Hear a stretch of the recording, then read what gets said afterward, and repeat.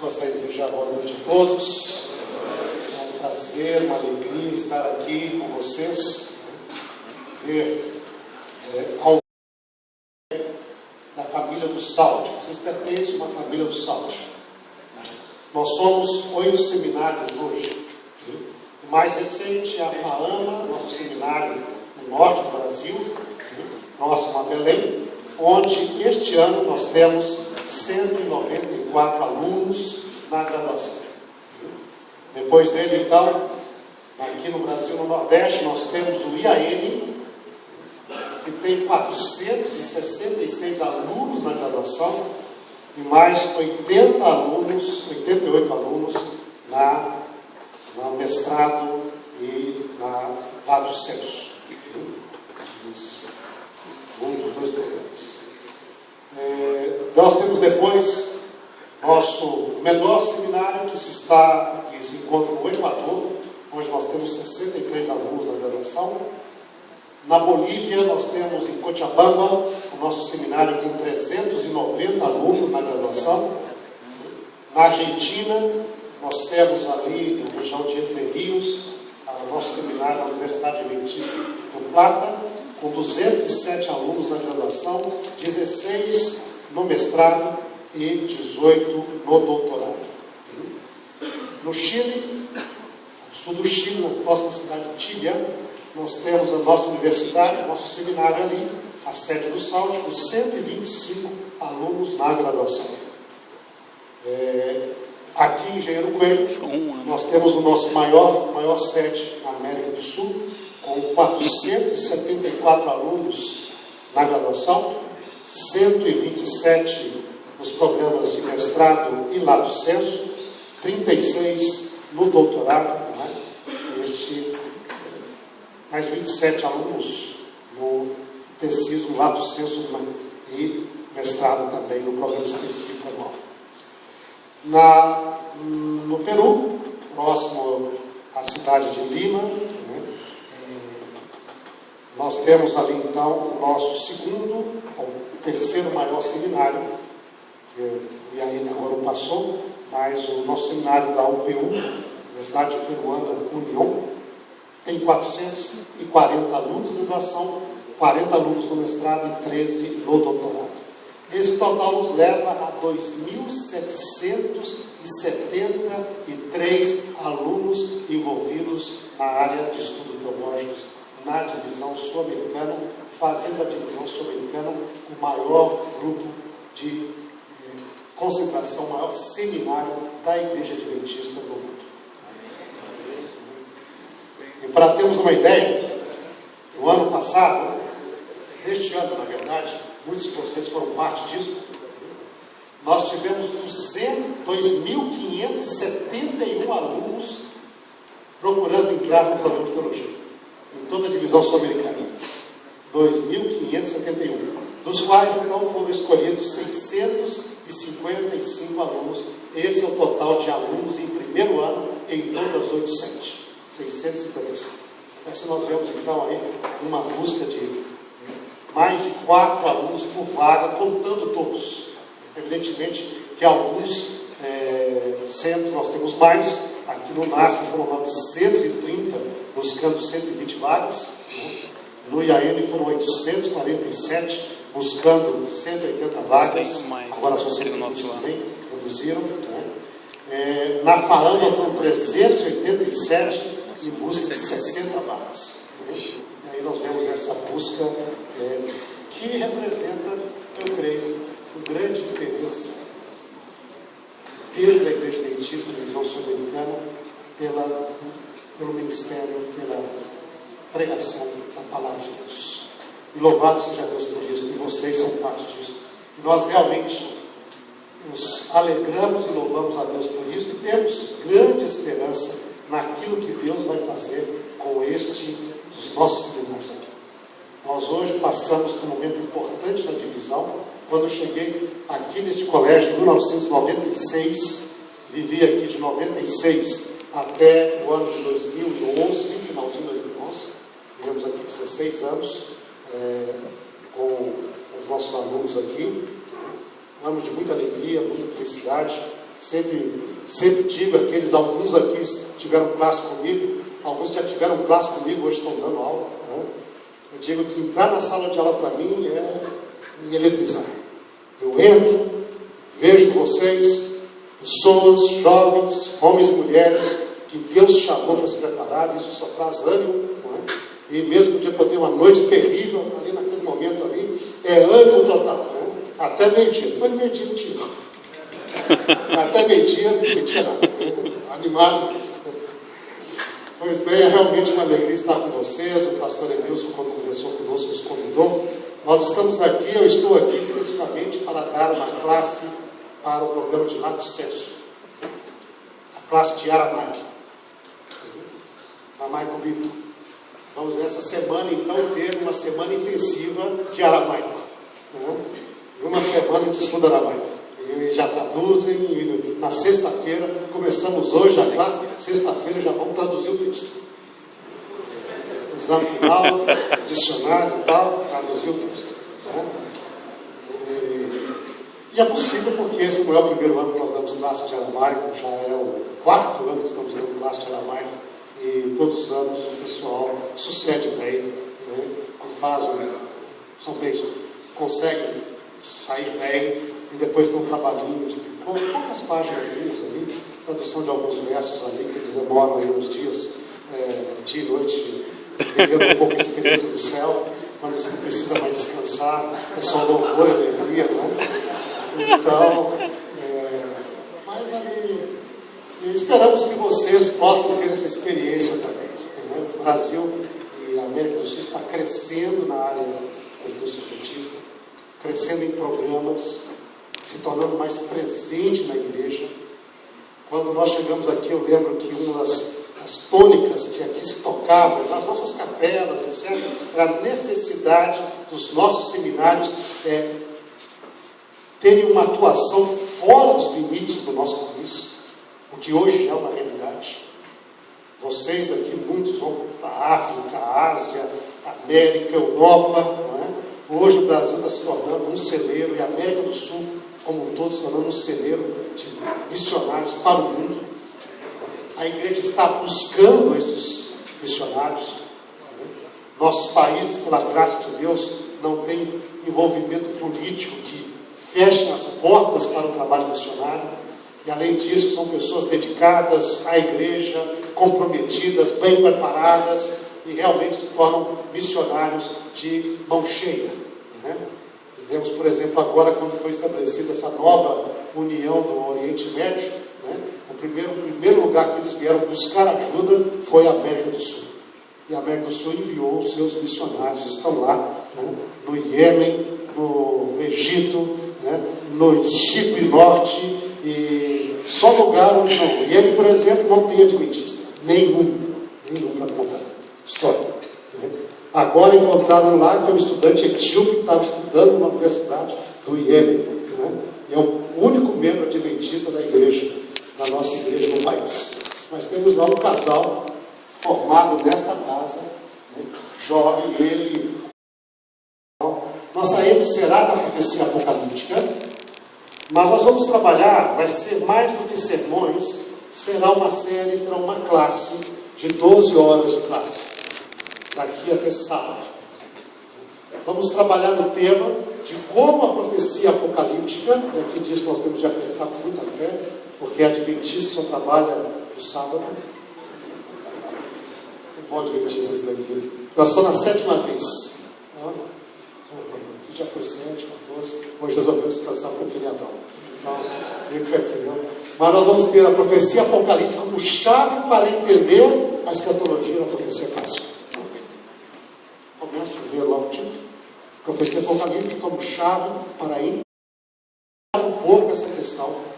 E voltar ali, o artigo está lá, você poderá depois tirar cópia desse artigo. E vamos então aqui ter um momento de não vai ser só uma pregação, mas uma dinâmica de juntos aqui. Okay? Profecias acerca do final da história. Profecia acerca do momento que o reino de Deus vai se estabelecer. São vários capítulos. E tem uma seção realmente extensa dessas profecias. E talvez no nosso meio adventista, esta seja uma das partes dos livros proféticos que nós menos trabalhamos. E que talvez possa levantar maior número de perguntas. Quando você começa a ler esses textos, a perguntar, peraí, o que isso quer dizer? Como é que isso vai acontecer? Eu gostaria aqui de tomar alguns exemplos. Nessa primeira aula, nós vamos criar um problema. E depois vamos começar a trabalhar nas propostas de solução. Mas nós temos... Como vai funcionar agora? Pode ligar, né? Só trabalha. Vamos lá?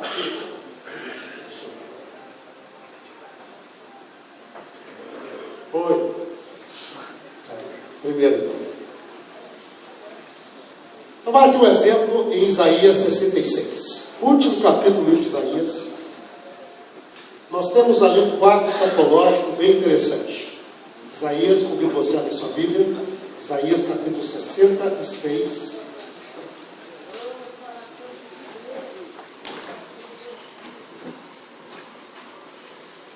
Nós vamos pegar aqui os versos de 10 a 24, os últimos versos do livro de Isaías. Quando nós olhamos esses versos, nós temos ali um quadro escatológico muito curioso, que apresenta o final da história humana, segundo a revelação que Deus deu a Isaías. Começando no verso 10, diz assim: regozijai-vos juntamente com Jerusalém, e alegrai-vos por ela, vós todos que a amais. Exultai com ela, todos os que por ela planteastes, para que mameis e vos farteis dos peitos das suas consolações, para que sugueis e vos deleiteis com a abundância da sua glória. Porque assim diz o Senhor: eis que estenderei sobre ela a paz como um rio, e a glória das nações como uma torrente que transborda. Então mamareis, nos braços vos trarão, e sobre os joelhos vos acalentarão. Como alguém a quem sua mãe consola, assim eu vos consolarei, e em Jerusalém vós sereis consolados. Vós o vereis, e o vosso coração se regozijará, e os vossos ossos revigorarão, como a erva tenra. Então o poder do Senhor será notório aos seus servos. Primeira parte aqui, quando nós olhamos esse quadro escatológico, ele fala da consolação do povo de Deus na consolação de Jerusalém. Quando eu consolar Jerusalém, vós sereis consolados. E na sua glória, vocês se alegrarão. Vocês serão como crianças, vão colocar no meu colo, para acalentar. E vocês verão a glória. Fala bastante desse contexto de glória. Vocês veem aqui, na abundância da sua glória, diz o finalzinho do verso 11, referindo-se à cidade. Vocês irão se regozijar, se deleitar na abundância da sua glória, referindo-se a Jerusalém. Então, este é o primeiro impacto aqui, o primeiro quadro que aparece neste quadro escatológico. Aí os versos seguintes, do 14c, agora sim, 14c ao 17, fala do tema do juízo de Deus contra os seus inimigos. E a vinda de Deus em fogo e glória para entrar em juízo contra toda a carne. Não é nada bem, vamos seguir a leitura. Na minha versão diz assim: e ele se indignará. Mas aqui, aqueles que estão fazendo hebraico 1, sabem que o conjunção e pode ser também mas. E provavelmente aqui como faz contraste entre os que são acalentados por Deus, né? Agora com o juízo de Deus, talvez a melhor tradução seria: mas ele, Deus, se indignará contra os seus inimigos. E diz assim: porque eis que o Senhor virá em fogo, e os seus carros como um torvelinho, para tornar a sua ira em furor e a sua repreensão em chamas de fogo. Porque com fogo e com a sua espada entrará o Senhor em juízo com toda a carne, e serão muitos os mortos da parte do Senhor. Os que santificam e se purificam para entrar nos jardins após a deusa que está no meio, que comem carne de porco, coisas abomináveis, rato, todos eles serão consumidos, diz o Senhor. Tem aqui a apresentação da vinda de Deus em fogo consumidor. Eu uma vez encontrei um evangélico que, ao ler esse verso, concluiu que realmente não devia comer mais carne de porco. Está escrito lá: que vai vir para destruir aqueles que entram após deusas no jardim, que comem carne de porco e rato, não é? E as coisas abomináveis. Concordei. Foi bem para ele essa passagem aqui. E aí continua essa apresentação desse quadro escatológico.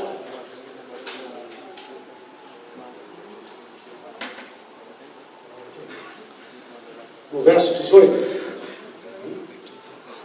diz assim, é muito interessante esse verso 18 e 19, diz assim: porque conheço as suas obras, os seus pensamentos, e venho para juntar todas as nações e línguas, elas virão e contemplarão a minha glória. Porém, entre elas um sinal, e alguns dos que forem salvos enviarei às nações, a Tarsis, a Lude, que atiram com arco, a Tubal e Javã, até as terras do mar mais remotas, que jamais ouviram falar de mim, nem viram a minha glória. Eles anunciarão entre as nações a minha glória. O que tem de interessante nesses versos aqui? Vocês percebem a sequência? Diz aqui: olha, eu vou consolar Jerusalém. Na consolação de Jerusalém vocês serão consolados. Vocês se deleitarão na abundância da glória de Jerusalém. Eu vou trazer vossos filhos, vou cuidar deles como pai. Vou reunir as nações, vou destruir os ímpios. Eles verão a minha glória, as nações. E depois de verem a minha glória em Jerusalém, aí eu vou enviar missionários deles para pregar para os outros que não vieram. Ou seja, a vinda de Deus em glória, juízo contra ímpios, revelação de Deus em Jerusalém, e depois de se revelar a sua glória em Jerusalém, Ele vai enviar entre aqueles que viram a sua glória em Jerusalém, missionários para pregar até os confins da terra, para os outros que nunca viram a glória de Deus. Ou seja, pregação do Evangelho após a revelação em glória de Deus em Jerusalém, e não antes. É um interessante isso.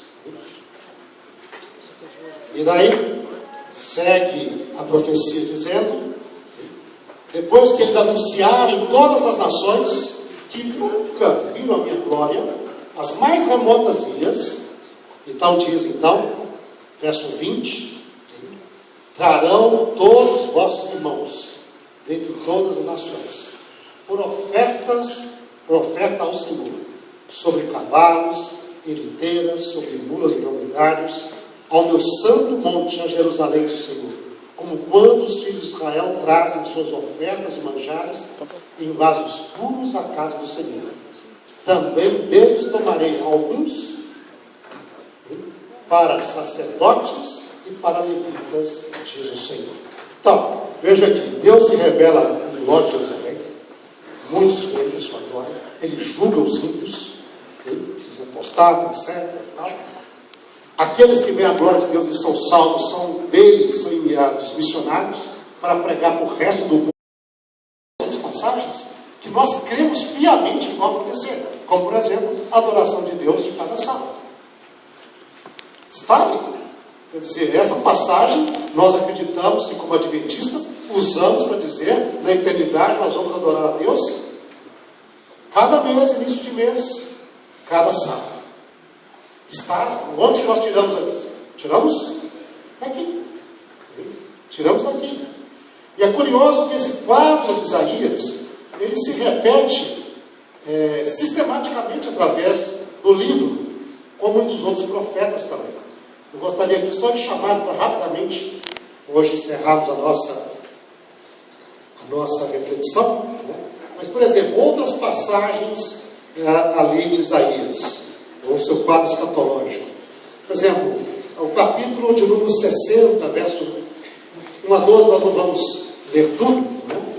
Mas a imagem é bem semelhante. Apresentação. O capítulo começa dizendo: dispõe-te e resplandece, porque vem a tua luz e a glória do Senhor nasce sobre ti, porque eis que as trevas cobrem a terra, a escuridão os povos, mas sobre ti aparecerá resplendente o Senhor, e a sua glória se vê sobre ti. As nações se encaminham para a tua luz, e os reis para o resplendor que te nasceu. Curioso ver aqui esse contexto que aparece lá também. As nações vêm para a luz de Deus, que é revelada no povo de Israel em Jerusalém. Eles vêm para Deus. Aí ele apresenta o mesmo quadro da reunião do povo, com as nações trazendo o povo de Israel. Diz assim o verso 4 diante: levanta ao redor os olhos e vê. Todos estes se ajuntam e vêm ter contigo. Teus filhos chegam de longe, as tuas filhas são trazidas nos braços. Então moverás e serás radiante de alegria.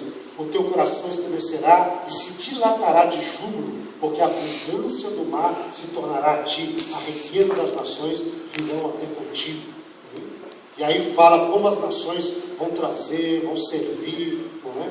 Vão trazer sua riqueza para o povo de Deus em Jerusalém. Eles vão ter abundância de tudo, até o verso 22. Aqui diz: a nação que não servir o povo do Senhor será destruída. Diz aqui, dentro desses versos. Verso 12: porque a nação e o reino que não te servir perecerá. Sim, essa nação serão de todas assoladas. Mas aqui te servir, terá usufruído da glória do Senhor também. E esses versos. No verso 18 diz assim: nunca mais se ouvirá de violência na tua terra, de desolação ou ruínas nos teus limites, mas aos teus muros chamará salvação, e às tuas portas louvor.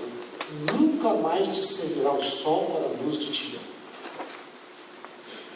nem com seu resplendor a lua te alumiará, mas o Senhor será a tua luz perpétua, o teu Deus a tua glória. Nunca mais se porá o teu sol, nem a tua lua minguará, porque o Senhor será a tua luz perpétua, e os dias do teu livro findarão. Todos do meu povo serão justos, para sempre herdarão a terra. Serão renovos para mim, plantados, obras das minhas mãos, para que eu seja glorificado. O menor virá a ser mil, e o mínimo uma nação forte. Eu, Senhor, a seu tempo farei isto prontamente. Afirmação de Deus: eu, Senhor, a seu tempo farei isto prontamente. Como entender isso? Como entender isso? Nós temos também essa referência ao tempo da eternidade, lá no capítulo 65, falando dos novos céus e da nova terra, versos 17 adiante, nos diz: porque eis que eu crio novos céus e nova terra. E nós vemos referência nos últimos versos lá de Isaías. E não haverá lembrança das coisas passadas, jamais haverá memória delas. Nós cremos piamente nisso mesmo. Aí diz: mas vós folgareis, exultareis perpetuamente no que eu crio, porque se crio para Jerusalém alegria, para o seu povo regozijos. Exultareis por causa de Jerusalém, e me alegrarei do meu povo, e nunca mais se ouvirá nela nem voz de choro, nem de clamor. Não haverá mais nela criança para viver poucos dias, nem velho que não cumpra os seus, porque morrer aos 100 anos é morrer ainda jovem, e quem pecar aos 100 anos será amaldiçoado, só aos 100 anos será amaldiçoado. Eles edificarão casas e nelas habitarão, plantarão vinhas e comerão do seu fruto. Não edificarão para que outros habitem, não plantarão para que outros comam, porque a longevidade do povo será como da árvore. Os meus eleitos desfrutarão de todas as obras das suas próprias mãos. Não trabalhareis de balde, não terão filhos para calamidade, porque são a posteridade bendita do Senhor, e os seus filhos estarão com eles. E será que antes que clamem, eu responderei. Antes que ainda estejam falando, eu os ouvirei. O lobo e o cordeiro pastarão juntos. O leão comerá palha com o porco. O pó será comida da serpente. Não se fará mal nem dano algum em todo o meu santo monte, diz o Senhor. Queridos, nós temos esta apresentação da escatologia dos profetas. Um quadro semelhante vai aparecer nos outros profetas também, principalmente Isaías. Praticamente quase todos os profetas clássicos têm um quadro semelhante da escatologia no final dos tempos. A pergunta é como entender e como interpretar essa profecia. E aí, amanhã nós continuaremos no nosso estudo, tentando aí tratar dessa questão, avançando com vocês aqui. Mas fiquem nessa pergunta e amanhã, 7 horas da manhã, 7h30, nós estaremos aqui juntos para darmos continuidade a esta aula. Deus abençoe você, uma boa noite e até amanhã. Vamos fazer oração? Levantar os braços.